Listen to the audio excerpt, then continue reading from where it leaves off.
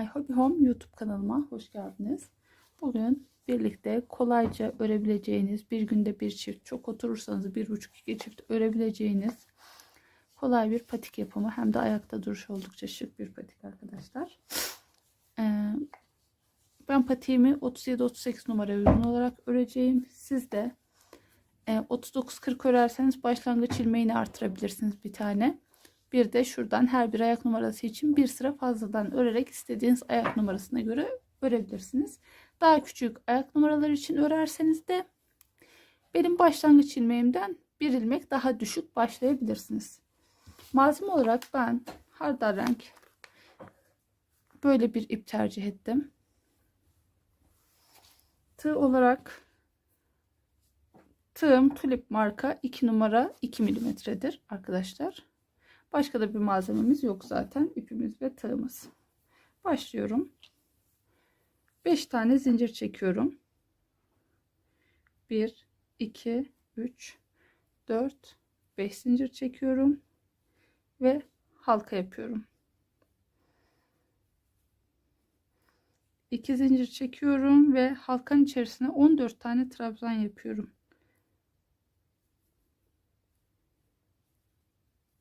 1,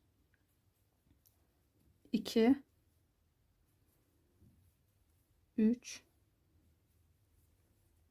4, 5, 6, 7, 8, 9, 10, 11, 12,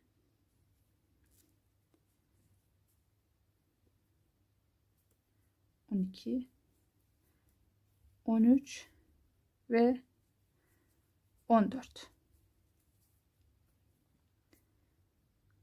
Kaydırma ile ilk ilmeği bağlıyorum.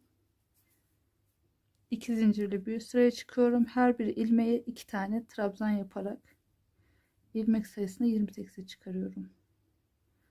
Bu sırada her bir ilmeğe 2 kere trabzan yaparak artırma yapıyorum. 1, 2, 1, 2,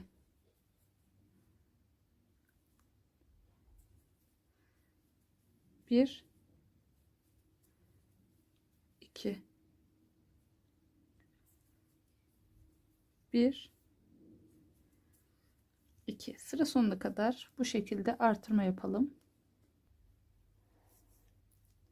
Sıra sonuna geldim. Kaydırma tekniğiyle bağlıyorum. 2 zincir çekip bir üst sıraya çıkıyorum. Burada da bir tek, bir çift,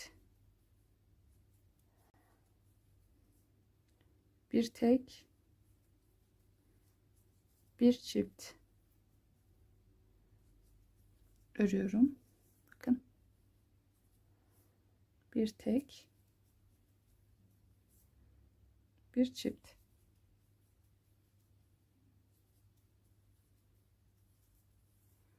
Sıra sonuna kadar böyle gidelim. Sıra sonunu yine bağlayalım arkadaşlar.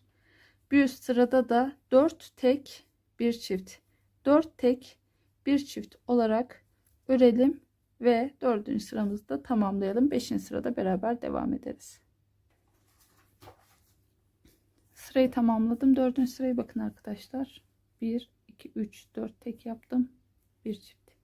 1, 2, 3, 4 tek yaptım. Bir çift. Toplamda 50 ilmeğe ulaştık burada arkadaşlar. 38 numara uygun yapacağım için 50 ilmek olması gerekiyor. O yüzden 2 zincir çektim. Bir sıraya çıktım.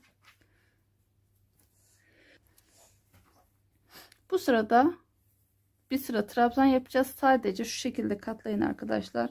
Bir tane burada artırma yapacağız. Bir tane de burada artırma yapacağız. Toplamda 52 ilmeğe ulaşmış olacağız. Diğerlerini düz trabzan yapacağız. Sadece bir buradan 2 tane artırma yapalım. 52 ilmeğe ulaşalım.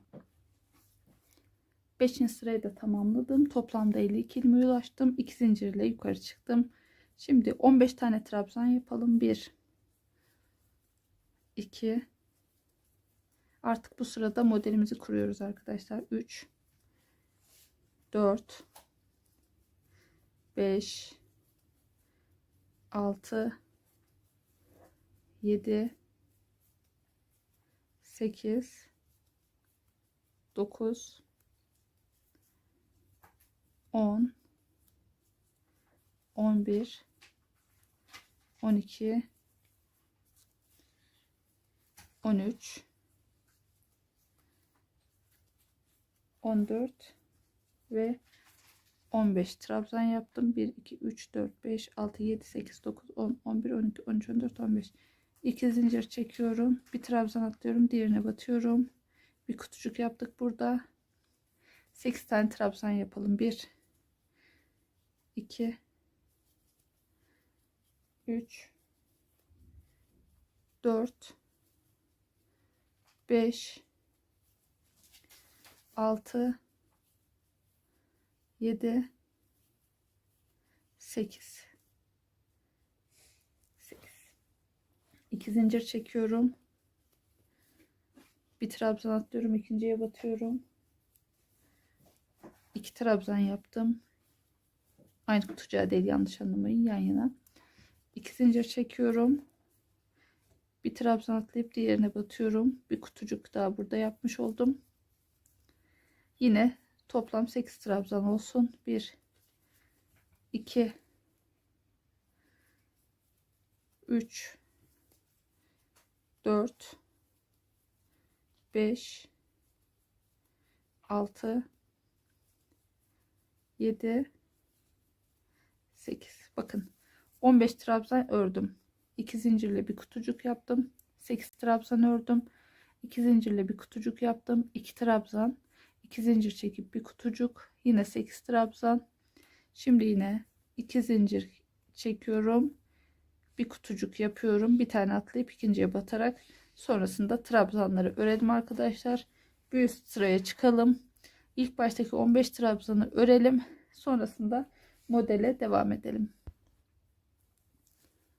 Bir sonraki sıramızda yine 15 trabzanımızı ördüm, kutucuğun olduğu, ilk kutucuğun olduğu yere geliyorum, 2 trabzan, pardon, 2 zincir çekiyorum, kutucuğu aynen bırakıyorum bu şekilde. Bakın 8 trabzanın ilk trabzanına battım. Buraya şimdi 6 trabzan örüyorum. 1 2 3 4 5 ve 6. Bu şekilde bakın arkadaşlar, şurada hem başta hem sonunda 15 trabzan var. Sonrasında 2 zincirle birer kutucuk var. Sonrasında bir önceki sırada 8 trabzan yaptık. Bir kutucuk, 2 trabzan, bir kutucuk, 8 trabzan. Şimdi o 8 trabzanın üzerine 6 trabzan örüyorum. 1 2 zincir çekiyorum. İlk kutucuğu, şuradaki 2 trabzanı bırakıyorum. Kutucuğun içerisine 1 2 trabzan ördüm. 1 2 zincir çekiyorum. Sıradaki kutucuğa geçiyorum. 2 trabzan örüyorum. Bakın 2 zincir çektim. 1 2 trabzan atlıyorum. Üçüncüye batıyorum. 6 tane trabzanımızı öreceğiz buradan. 2 3 4 5 6 2 zincir çektim. Buraya batıyorum. 15 trabzan var burada. 15 trabzan örüp sırayı bitirelim arkadaşlar. Bir üst sıraya geçelim. Yine 15 trabzan örüp 2 zincirle bu kutucuğu yapıp buraya gelelim. Sonrasında beraber model kısmına devam ederiz. 15 trabzan yaptım. Kutucuğumuzu aynen yaptım. 2 zincirle bir önceki sırada 8'den 6'ya düşürdüğümüz trabzanı burada 4'e düşürdüm. Şimdi 2 zincir çekiyorum. Sondaki 2 trabzanı bırakıyorum. Kutucuğun içerisine 2 trabzan örüyorum. Bakın ilk sırada 8 trabzandı. Sonrakinde 6. Şimdi 4 trabzana düşürdüm. 2 zincir çektim. Son 2 trabzan atladım. İlk kutucuğun içerisine 2 trabzan yaptım. Şimdi 8 zincir çekiyorum. 1 2 3 4 5 6 7 8 zincir çektim. Tığımın önüne ip aldım. 2 trabzan, bir kutucuk, 2 trabzanı atlıyorum. Bu 6 trabzanın yanındaki kutucuğa 2 trabzan örüyorum. 1 2 bu şekilde bakın. 1 2 zincir çektim. 2 trabzan atlıyorum. 4 tane trabzan örüyorum. 1 2 3 4 2 zincir çektim. Kutucuğu yapıyorum. 15 trabzanı yapıyorum ve sırayı tamamlıyorum. Ardından yine 15 trabzanımızı örelim arkadaşlar. 2 zincir çekip ilk kutucuğumuzu yapalım. 2 trabzan yapalım. Modele beraber devam edelim. Sıramızda yine 15 trabzan yaptık. 2 zincir çektik. Bu sefer 4 trabzan üzerine 2 trabzan yaptık. 2 zincir çektik. İlk kutucuğa 2 trabzan yaptık. Şimdi 1 2 3 4 zincir çekiyoruz arkadaşlar. Şu zincirin içerisine 3 tane sık iğne yapıyoruz. 1 2 ve 3. 1 2 3 4 zincir çekiyoruz. 2 trabzan atladık. Kutucuğun içerisine 2 tane trabzan yapıyoruz. 2 zincir çekiyoruz. 2 trabzan atlıyoruz. 2 trabzan örüyoruz buraya. Az önceki 4 trabzanın üzerine 2 zincir çekip sırayı yine tamamlıyoruz arkadaşlar. Sıra sonunda da bir üst sıraya geçiyoruz. Yine 15 trabzan yapalım. 2 zincir çekelim. Buraya sadece şuraya bir tane trabzan yapalım. Beraber devam edelim. Söylediğim gibi yaptım. 15 trabzan yaptım. 2 zincir çektim. Az önceki 2 trabzanın üzerine bir trabzan yaptım. 2 zincir çektim. Sonraki kutucuğa 2 trabzan ördüm. Şimdi 1 2 3 4 zincir çekiyorum. Sıkı yapıyorsanız arkadaşlar siz zincir sayılarını birer tane artırabilirsiniz. Şunun içerisine bir trabzan sık iğne yapıyorum. Sonra 3 sık iğneyi örüyorum.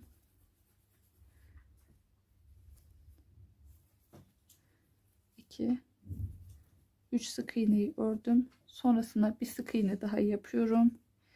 1 2 3 4 zincir çekiyorum. 2 trabzan atlayıp kutucuğun içerisine 2 trabzan örüyorum. 2 zincir çekiyorum. Trabzanların ikincisine bir trabzan yapıyorum. 2 zincir çekiyorum ve 15 trabzanımızın olduğu yere gelmiş oldum. Sıra sonuna kadar 15 trabzan örüyorum. Bakın yavaşça modelimiz kuruluyor. Sırayı 15 trabzanla tamamlayalım. Bir sıraya gelip yine 15 trabzan örelim. 2 zincir çekip bu trabzanın üzerine batalım. Şu kutucuğun içerisine 2 tane daha trabzan yapalım. Sonrasında beraber devam edelim. Söylediğim gibi yaptım. 15 trabzan, 2 zincirle bir kutucuk. Sonra tek trabzan üzerine battım. Sonraki kutucuğa da 2 tane trabzan yaptım. 1 2 3 4 zincir çekiyorum. Zincirin üzerine bir sık iğne yapıyorum. Bir önceki sırada 5 sık iğneye ulaşan sık iğnelerimizi örüyorum. Yani ilk sırada 3 sık iğne, ikinci sırada 5 sık iğne, bu sırada da toplamda 7 sık iğneye ulaşıyoruz.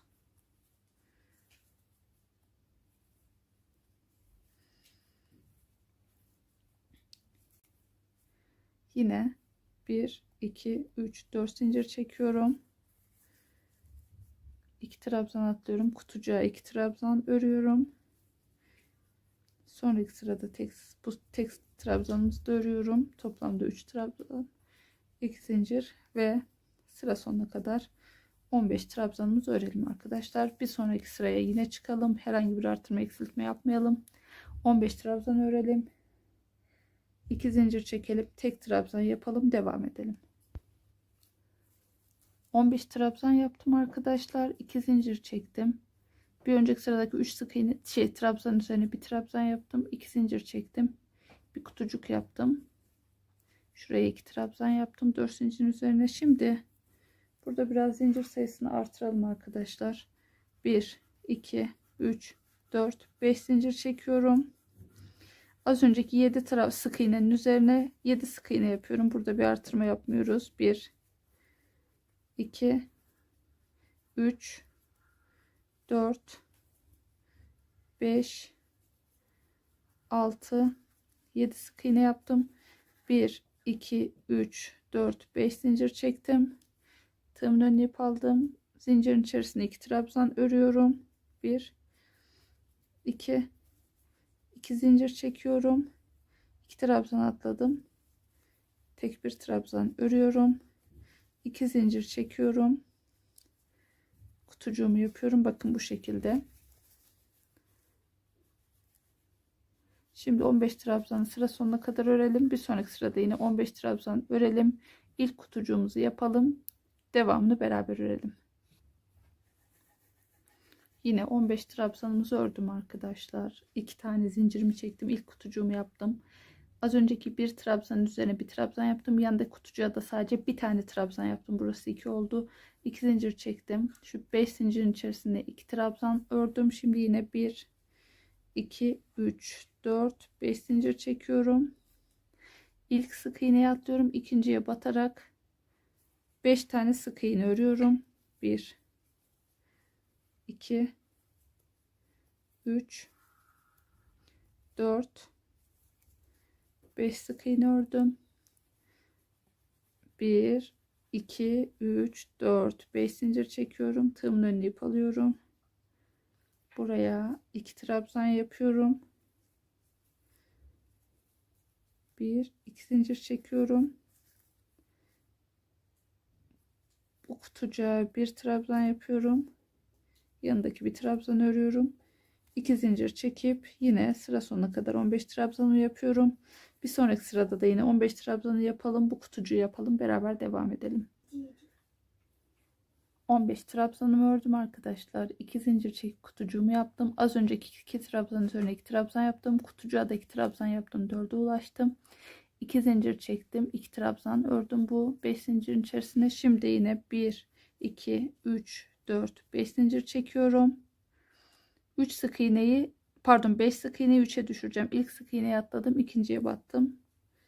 1 yanındakini ördüm. 2 sıradakini ördüm. 3 toplamda 3 sık iğneye ulaştım. 1 2 3 4 5 zincir çekiyorum. Bunun içerisine 2 trabzan ördüm. 2 zincir çekiyorum. 2 trabzan atlayıp kutucuğa 2 trabzan yapalım. Bu 2 trabzanı örüyorum. 2 zincir çektim. 15 trabzanımızla sıra sonuna kadar tamamlayacağım. Bir sonraki sırada yine 15 trabzan örelim arkadaşlar. 2 zincir çekip kutucuğumuzu yapalım. 4 trabzan örelim. 2 trabzan da bu kutucuğa örelim. Sonrasında beraber devam edelim.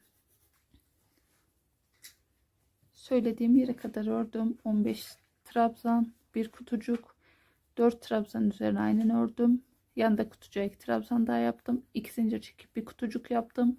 Bir önceki sıradaki 5 zincirin üzerine 2 trabzan ördüm. Şimdi aslında şu en başa dönmüş oluyoruz arkadaşlar. 1 2 3 4 5 6 zincir çekelim. Tığımızın önüne ip alalım. Karşıdaki zincirin içerisine 2 trabzan örelim. 1 2 zincir çektim. Kutucuğun içerisine 2 trabzan. Sonra 4 trabzan örüyorum. 1 2 3 4 trabzan ördüm. 2 zincir çekiyorum. Kutucuğumu yapıyorum ve 15 trabzanı öreceğiz arkadaşlar. Sıra sonunda gidiyoruz. Yine bir üst sıraya 2 zincirle çıkalım. 15 trabzan örelim. 2 zincir çekip ilk kutucuğu örelim. Sonrasında 4 trabzan yapalım. Beraber bu sırayı da yapalım. Sonrasında zaten dediğim gibi şuradaki gibi yapacaksınız. Yine 15 trabzan ördük. 2 zincirli kutucuk, sonra 4 trabzan, sondaki 2 trabzanı örmedik arkadaşlar, aynen şuradaki gibi. Şimdi 2 trabzan da buraya ördük. Kutucuğun içerisine 1 2 3 4 zincir çektim. Ortadaki 6 zincir çektiğimiz, pardon 8 zincir çektiğimiz yere 1 2 3 sık iğne yaptım. 1 2 3 4 zincir çekiyorum. 2 trabzan atladım. Aradaki kutucuğa 2 trabzan örüyorum. 1 2 zincir çektim. 2 trabzan atladım. 4 trabzan örüyorum. 2 3 4 2 zincir çekiyorum ve 15 trabzan kutucuğumu oluşturup 15 trabzanı örüyorum arkadaşlar. Bu şekilde bir sonraki sırada burayı 2'ye düşürüyoruz arkadaşlar. 4 trabzanı 2 trabzana düşürüyoruz. Burayı 5 sık iğneye çıkarıyoruz. Sonrakinde 1 trabzana düşürüyoruz şuradaki gibi. 7 sık iğneye çıkarıyoruz. Aynen şurada yaptığımız işlemi burada yapıyoruz arkadaşlar. Son 3 sık iğne oluncaya kadar örelim. Sonrasında da burun kısmını bitirmiş, devamlı örmeye başlamış olacağız. Söylediğim gibi burun kısmını ördüm, bitirdim arkadaşlar. Bakın şöyle yaklaştırayım. Ekran fotosu alın arkadaşlar bunu. Bu şekilde tek tek anlatmama gerek yok. Zaten başlarda hep 15 trabzanı yaptım. 2 zincirle bir kutucuk yaptım. Devam bu şekilde. Şimdi arkadan ilmeğimi genişletiyorum. Patiğimizi içinden geçiriyorum. Ve burun kısmını tamamlamış olduk. Şimdi patiğimizi şöyle tutalım. Tığımızı şu deliğe geçiriyoruz. Bakın şuraya.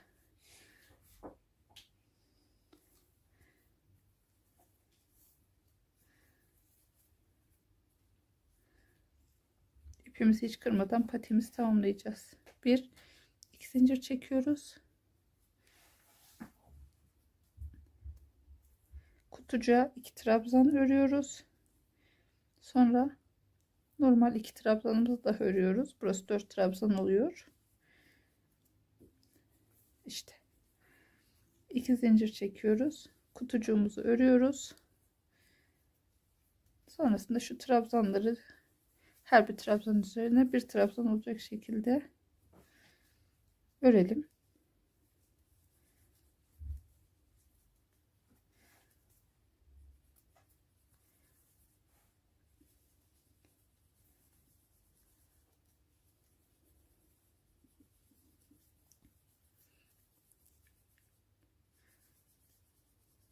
Şurayı biraz gevşek tutun arkadaşlar, çok kasmasın.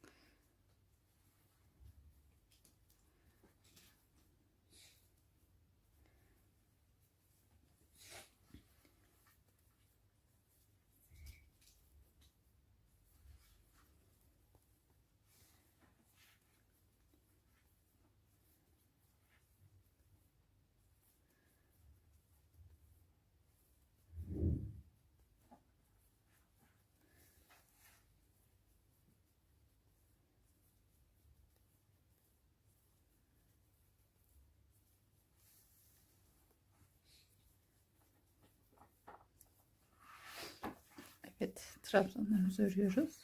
Bundan sonra zaten hep en başta 4 trabzan, bir kutucuk, ortadaki trabzanlar olmak üzere topuğa doğru ilerleyeceğiz.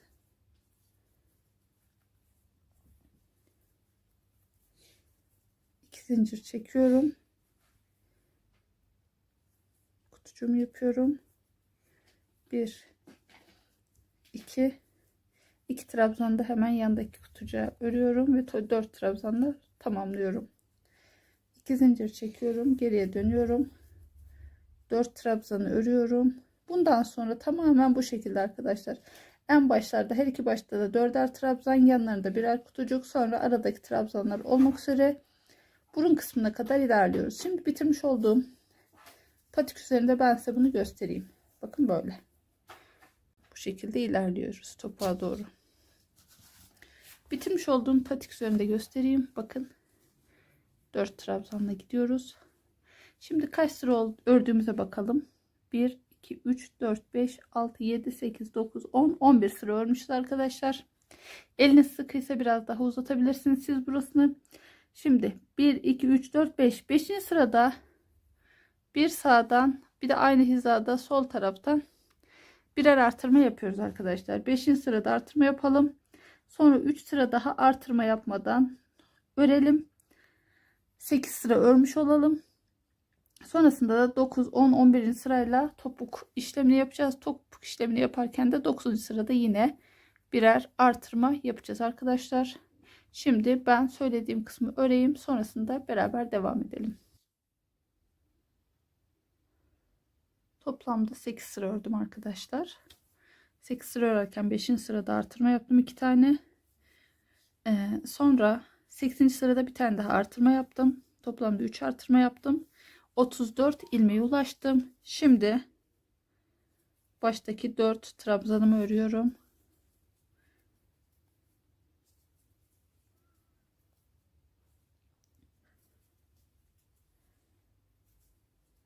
Zincir çektim. Şimdi burada ortada 6 taneyi sık iğneye topuk için ayıracağız arkadaşlar. Onun dışında toplamda 15-15 olması gerekiyor iki tarafta da. Bu yüzden de 2 tane daha artırma yapacağım. Burada bir artırmayı yapayım bakın. Evet. Bu artırmayı yapıyorum. Yani bu artırmalarla aslında 36 trabzan ile topuk kesme işlemini yapacağız.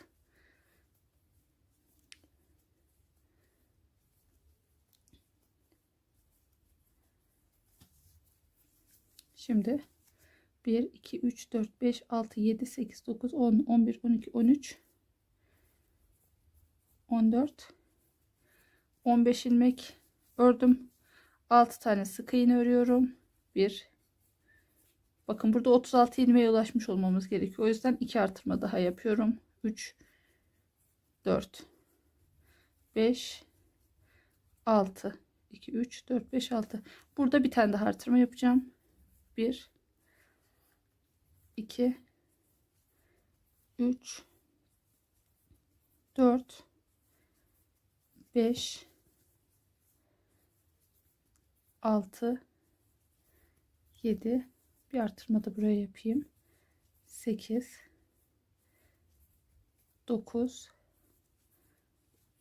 10, 11, 12, 13, 14 ve 15 ilmek oldu. 2 zincir çekiyoruz. 4 trabzanımızı yapıyoruz. 1, 2, 3 ve 4. Bakın bu şekilde arada 6 tane sık iğnemiz var. Şimdi bu sık iğneye kadar trabzanları örelim. O sık iğneleri ikişer ikişer alarak 3 ilmeğe düşüreceğiz. Sonrasında trabzanla devam edeceğiz. Son sırada da sık iğneleri alttan 3'e düşürdüğümüz sık iğneleri 1'e düşüreceğiz arkadaşlar. Diğer yerler aynı. Başka bir artırma yapmıyoruz.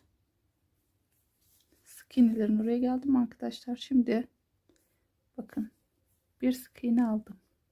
İkinci sık iğneyi aldım. İkisini tek seferde çıkardım. Yani 2 taneyi 1'e düşürdüm. Bir sık iğne aldım. Bir sık iğne daha aldım. Teke düşürdüm. Son 2 sık iğnemiz, birini aldım. Diğerini de aldım ve teke düşürdüm. Şu anda 3 tane oldu. Şimdi normal trabzanlarımızı örelim. Sıra sonuna kadar.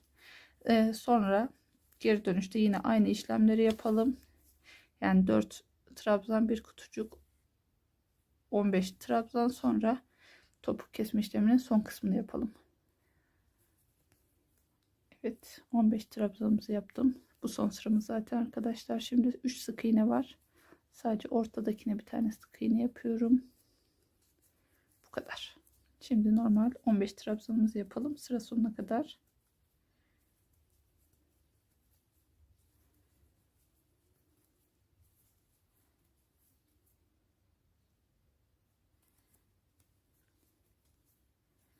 Sonrasında sık iğne tekniğiyle patiğimizi birleştirelim. Tek seferde bir çift ipi hiç koparmadan, kırmadan bir çift patik örmüş olacağız.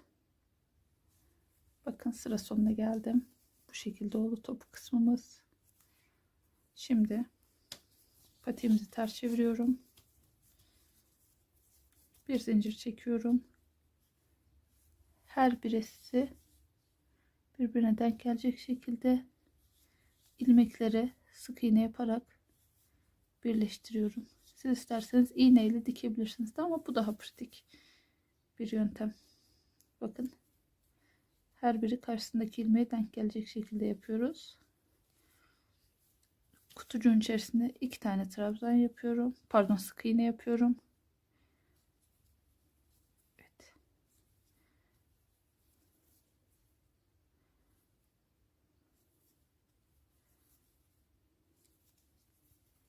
Bu şekilde son ilmeklere kadar yapalım sık iğnemizi.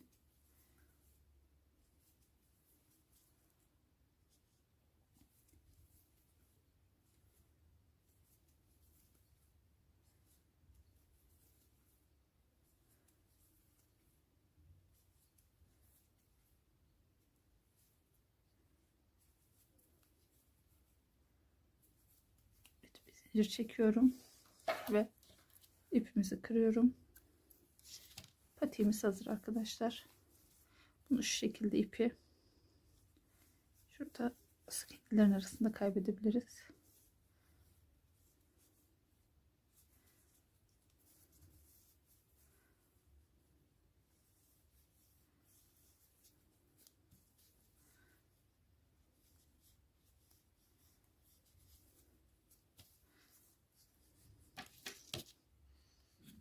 Evet. Patiğimiz bitti. Manken ayağımıza giydirelim.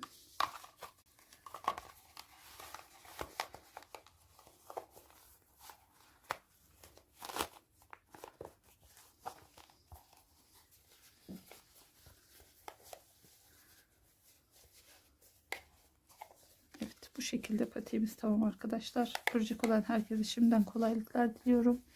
Ben bunu 37-38 numaraya uygun olarak örmüştüm.